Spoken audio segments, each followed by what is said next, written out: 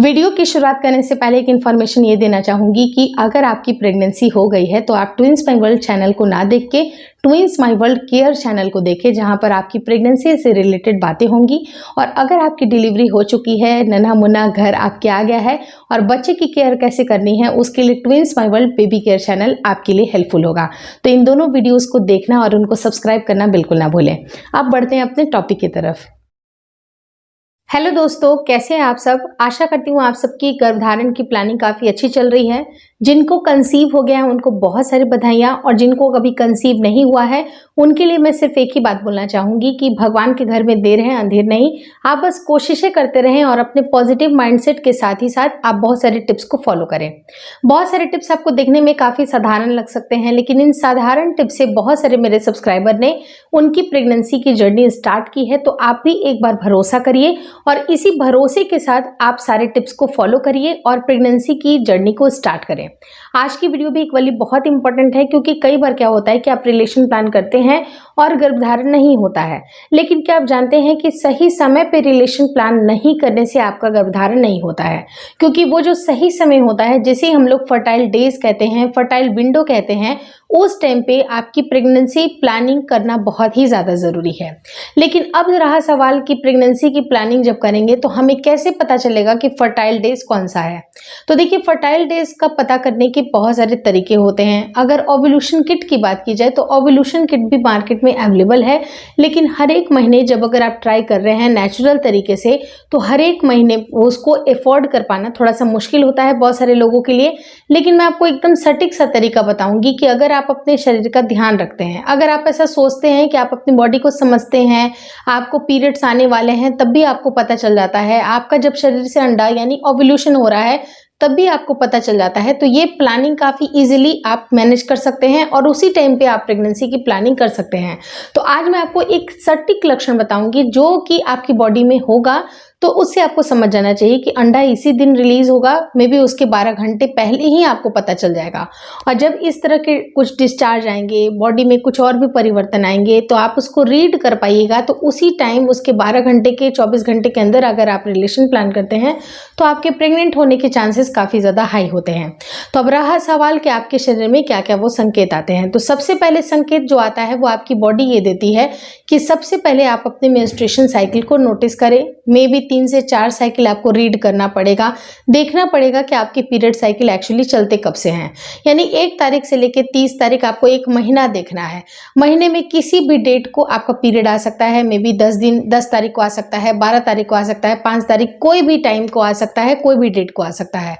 लेकिन जिस डेट को आता है उस प्रेजेंट डे को आप डे 1 कंसीडर करेंगे, यानी कि पहला दिन मानेंगे, और वहीं से नेक्स्ट साइकिल आपकी कैलकुलेट होगी। जैसे मान लीजिए कि आपको 15 तारीख को पीरियड आया, तो 15वां दिन जो है वो मतलब कि जो 15 जो डेट है वो आपका पहला दिन है, और उसके बाद अगेन 15 तारीख को आपका फिर से पीरियड आ जाता है। इसका मतलब कि 30 दिन की आपकी मेंस्ट्रुएशन साइकिल चल रही है, वो चक्र चल रहा है। लेकिन अगर मान लीजिए कि 15 तारीख को ना आके आपको पीरियड 13 तारीख को आती है, 12 तारीख को ही आ जाती है, तो आपका जो ओव्यूलेशन बोल रहे हो, आपका जो मेंस्ट्रुएशन साइकिल है वो है 28 दिन का साइकिल। तो उस हिसाब से आपको ये नोटिस करना है कि इस महीने 28 दिन की साइकिल चली है, 30 दिन की साइकिल चली है कि 32 दिन की साइकिल चली है।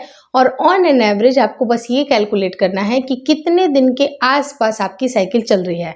मान लीजिए कि बार बार 15 तारीख, फिर 15 तारीख या 14 तारीख की नाइट में अगर आपको पीरियड आ गया, यानी कि 15 तारीख यानी कि 30 दिन तक की आपकी मेंस्ट्रुएशन साइकिल है, और उसी टाइम को आपको इम्पोर्टेंस देना है।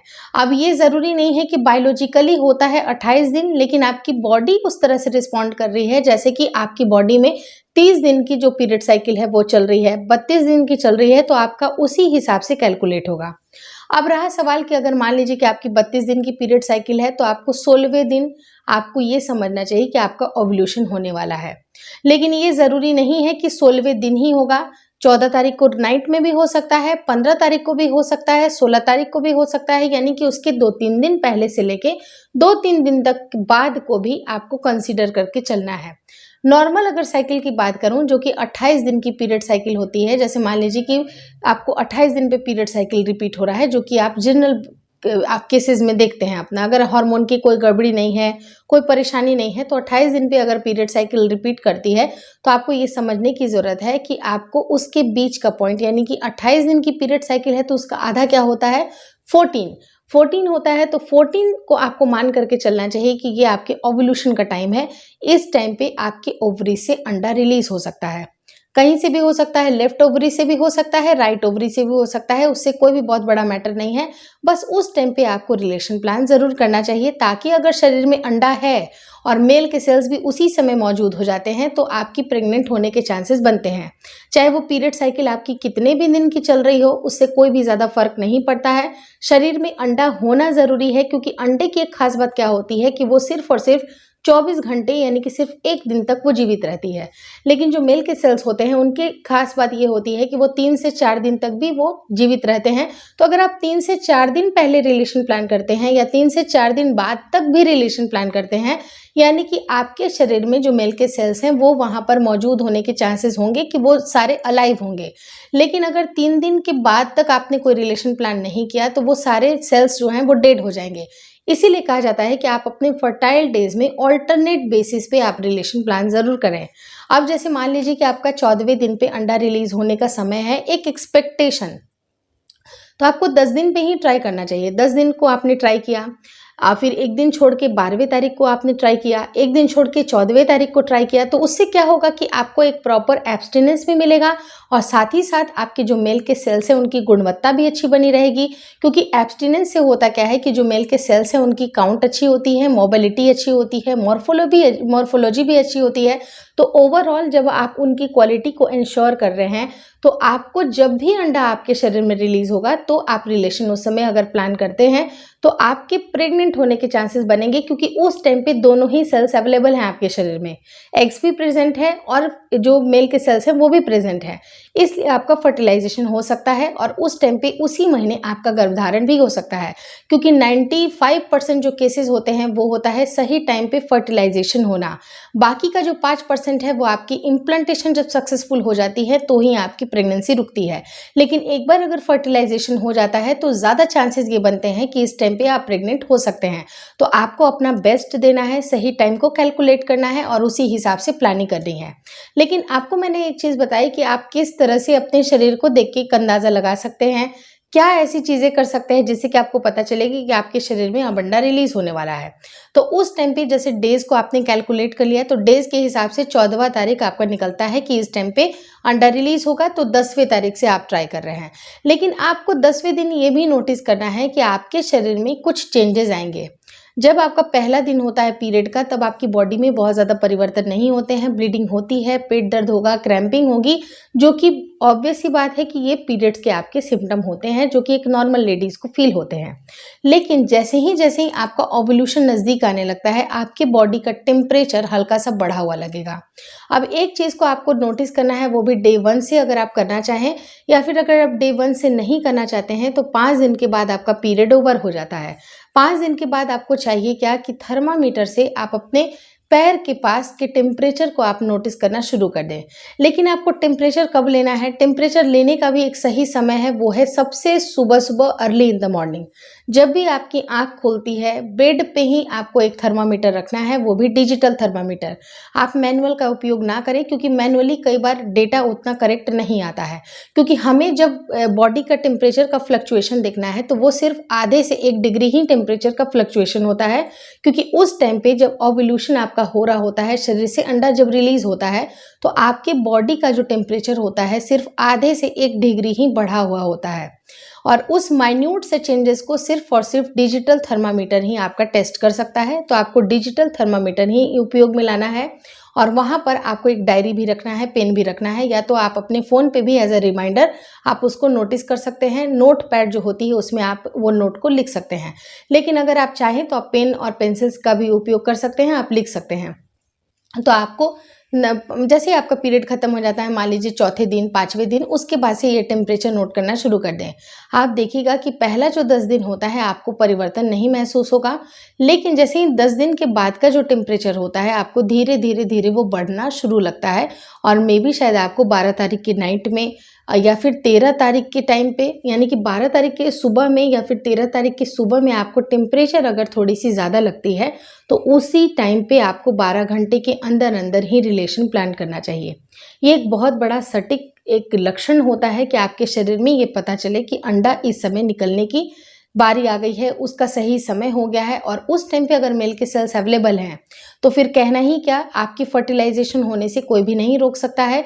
और रही बात आपकी इम्प्लांटेशन की, तो इम्प्लांटेशन का जो काम होता है बिल्कुल लास्ट में होता है, जिसका कंट्रीब्यूशन सिर्फ 5% होता है। तो सबसे पहले फोकस करें कि फर्टिलाइजेशन अच्छे से हो जाए, और बाकी कुछ ऐसी गलतियां होती हैं जो कि आपको इम्प्लांटेशन का दौरान आपको नहीं करना चाहिए, जो कि बेसिकली आपको 20वें दिन के बाद से महसूस होती है। वो सारी चीज़ें आपको मैंने ऑलरेडी एक वीडियो में बताया हुआ है कि कुछ काम होते हैं, बेसिकली मैंने 20 ऐसे काम बताए थे जिसको आपको इम्प्लांटेशन के दौरान नहीं करना चाहिए। उसकी वीडियो मैं एंड स्क्रीन पे ड्रॉप कर दूंगी, तो आप ज़रूर देख लीजिएगा कि इम्प्लांटेशन के दौरान पे ये सारे काम आपको नहीं करने चाहिए। अब रहा सवाल कि जब आप प्लानिंग करते हैं तो प्लानिंग करने के समय आपको कुछ बातों का ध्यान रखना है, जैसे कि जो भी आपके नेचुरल अर्जेज हैं, जैसे टॉयलेट जाना, भूख लगना, प्यास लगना, वो सारी चीज़ों को पहले ही कंप्लीट कर दें और फुल माइंड सेट के साथ, एक स्ट्रेस फ्री लाइफ के साथ, एक नॉर्मल एक इंटीमेसी का जो एक पार्ट होता है, एक नॉर्मल हेल्दी लाइफ स्टाइल होती है, आप सारे टेंशन छोड़ करके बेबी के भी बारे में ना सोच के सिर्फ और सिर्फ आपको रिलेशन के ऊपर ध्यान देना है। क्योंकि कई बार अगर जब आपका माइंड भटकता है, माइंड डेविएट होता है, तो आपको इतना ज़्यादा ड्राइनेस भी फील होती है जिसकी वजह से आपको में भी तकलीफ हो सकती है।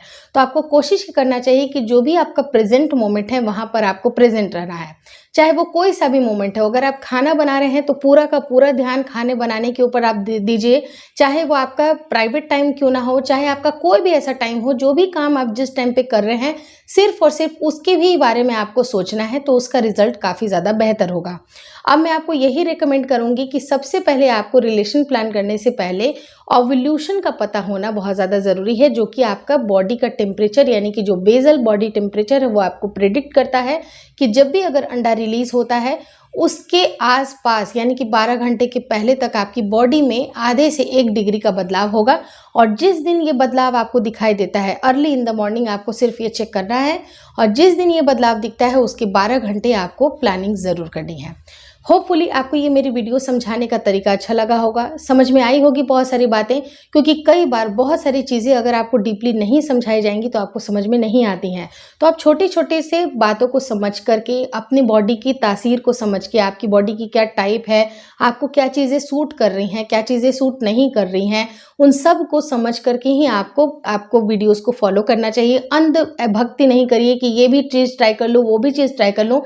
आपको बॉडी की अपनी तासीर को भी समझना ज़रूरी है कि क्या ये बॉडी के लायक है या नहीं है। क्योंकि कई बार अगर बहुत ज़्यादा आपकी बॉडी की तासीर बहुत ज़्यादा गर्म रहती है तो आप गर्म चीज़ों को ट्राई ना करें, या फिर बहुत सारी ऐसी चीज़ें कि सब कुछ आपको ट्राई करना है, सब कुछ ना ट्राई करके कुछ 1-2 चीज़ों के ऊपर ही फोकस करें, अपने लाइफ स्टाइल को बेहतर बनाने की कोशिश करें, आपका गर्भधारण जल्दी से जल्दी होगा। लेकिन वहीं पर अगर आपकी उम्र ज़्यादा बढ़ रही है, 35 साल से आपकी उम्र ज़्यादा है, या तो आपको शादी को बहुत साल हो गए हैं, या ट्राई करते हुए आपको 1 साल से ज़्यादा हो गया है, तो ऐसे केस में आप मेडिकल हेल्प लेना बिल्कुल भी उसको संकोच ना समझें। क्योंकि जितना अच्छा आप मेडिकल हेल्प लेंगे आपकी चीज़ें और भी ज़्यादा क्लियर होंगी। क्योंकि सिर्फ और सिर्फ अंदाजे पे आपको तीर नहीं मारना है, अपने लाइफ को बिल्कुल फोकस होकर चलना है। अपना एक एम सेट करिए, अपना एक गोल सेट करिए और नेचुरल तरीके से ट्राई करते रहिए। लेकिन अगर आपको बहुत ज़्यादा समय हो गया है, इम्पेशेंट हो रहे हैं, बहुत ज़्यादा समय हो गया है, तो मेडिकल हेल्प लेने के लिए संकोच बिल्कुल ना करें। वीडियो में दी गई जानकारी अगर अच्छी लगी तो प्लीज़ वीडियो को लाइक कर दीजिए और एक बार सब्सक्राइब का मौका ज़रूर दीजिए। मेरे चैनल पे जितने भी सब्सक्राइबर हैं बहुत ज़्यादा सेटिस्फाइड हैं, उनको मेरे वीडियोस बहुत अच्छे लगते हैं। और अगर आप सब्सक्राइब करिएगा तो आपको बहुत सारी चीज़ें और भी वीडियोज़ के रूप में मिलेंगी। और नोटिफिकेशन बेल को भी ज़रूर ऑन कर दीजिएगा, ताकि जब भी मैं अपलोड करूँ तो एक बार नोटिफिकेशन का बेल जो घंटी है आपके फ़ोन पे जाएगा, तो आप मेरी वीडियोज़ को देख पाएंगे। अगर इस वीडियो में दी गई जानकारी अच्छी लगी तो लाइक करके मेरा मोटिवेशन को ज़रूर बढ़ाएं। Thank you so much for watching twins my world.